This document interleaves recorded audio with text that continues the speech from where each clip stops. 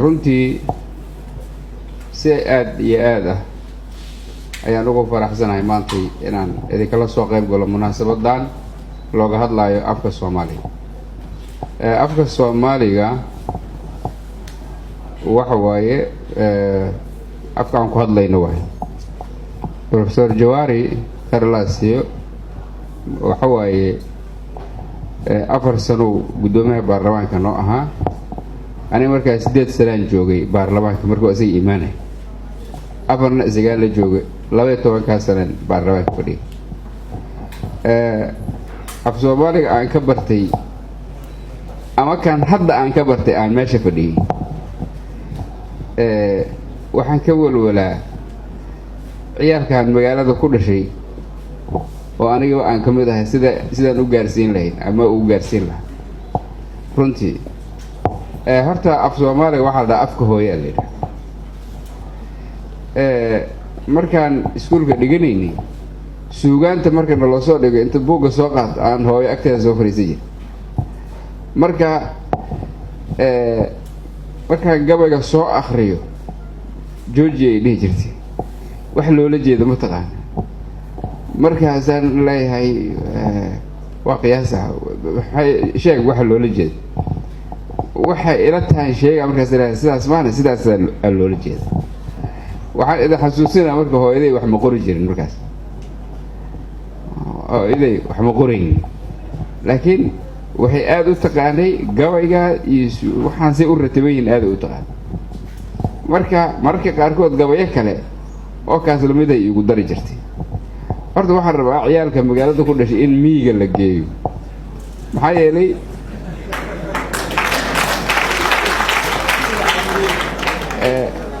af Soomaaliga runta ah meesha laga soo qaato horta waa baadiyaal laga soo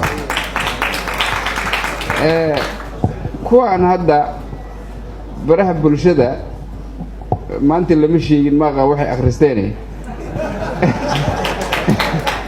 meesha horta af Soomaaliga run ahaan oo ka dhimanay meeshaas waa abwaanka wuxuu yiri wuxuu xasuustaan sheegayaa qaybaha bulshada qaybaha xagga af Soomaaliga dilay oo uu sheegay wasaaradda waxbarashada iyo wuxuu sheegay iyo siyaasiyiinta iyo ganacsatada saddexdaas oo sheegay horta siyaasiyiinta waxa difaacaya Professor Jawari difaacay waxbarashada waxa difaacaya goodaha difaacaya oo madaxweynaha jamhuuriyadda waxaad ogtihiin isbuuc ka hor inuu furay manhajka waxbarashada dugsiyada hoose dhexe oo af Soomaali ku qoran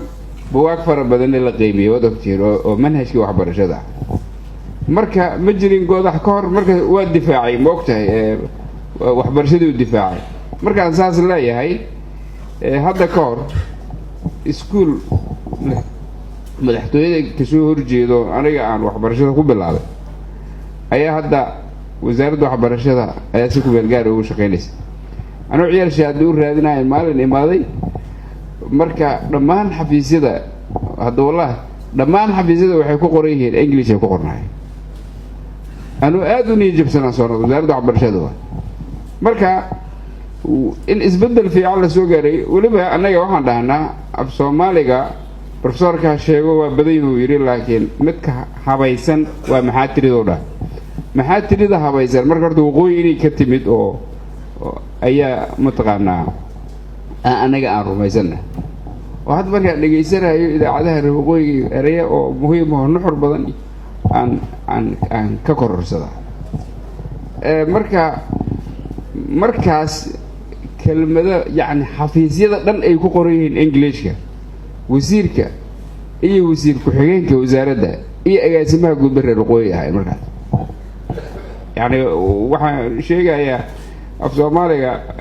meel halis soo gaaray waa xaqiiq waay taas laakiin waa laga soo qaado sida oo Professor Shirwax u sheegay waa la soo celiyay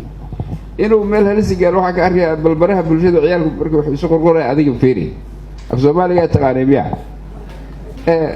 aniga laftayda anoo la yaabo ciyaalka kala dirira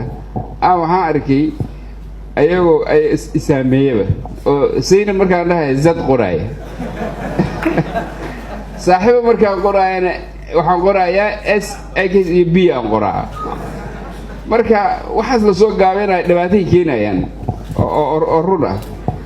marka mararka qaarkood waxaan arkay saaxiibo dilan waa sa iyo laba ah soo maaha ciyaalka ma qoraan yani shaqal dheerta ma qoraan waad arteen marka waxaa soo dhan waa khatar soo socoto waaye waa la fiican yahay af soomaaliga waa la baahiyey oo meediyihii yani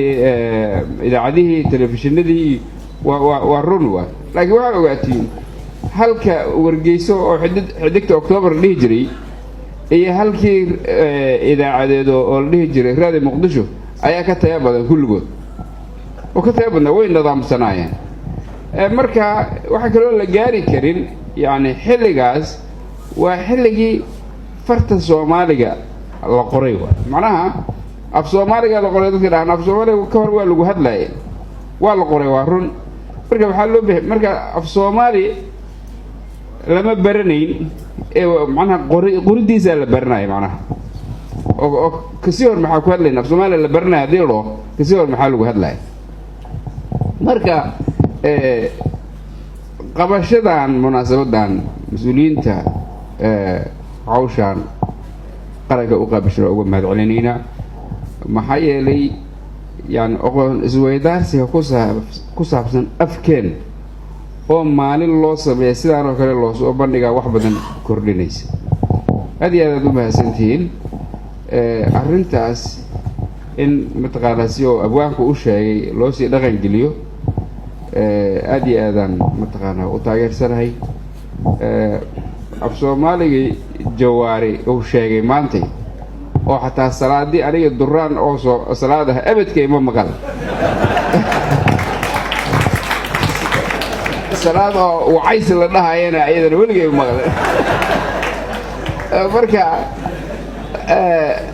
aniga ciyaalka markaan dhalinyarada xaafadda waa la sheekaystaa